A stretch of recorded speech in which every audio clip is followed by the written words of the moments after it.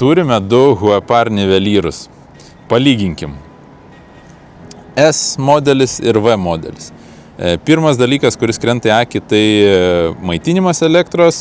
S kraunamas iš USB arba naudojamos standartinės baterijos. Tuo tarpu V turi akumuliatorių, kuris gali būti pakraunamas ir su DeWalt pakrovikliais arba tiesiog taip pat mini USB. Veikia šis akumuliatorius 8 valandas, tuo tarpu S veikia 6. Techniniai parametrai, kas kalbant apie lazerį, spindulių kiekį, yra tokie patys.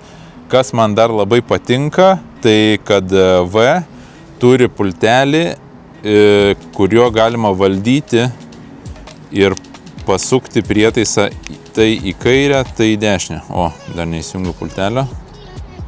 Tai. Štai. Tai labai pravartu, kai dirbi vienas ir reikia šiek tiek pareguliuoti, galbūt kažkokį lygiagretumą sienai rasti, tai šita funkcija labai patinka. Jeigu tokių, sakykime, darbų nėra, tai tada pilnai užtenka tai, ką turi S. Skirtumai dar, sakykime, vizualiniai būtų ekranėlis čia toksai tačinis, sakyčiau, galbūt ne visai įprastas, tuo tarpu S turi guminius paprastus mygtukus, kurie tokie galbūt mums įprastesni. Tai iš esmės rinktis jums pagal jūsų darbą, pagal jūsų poreikį.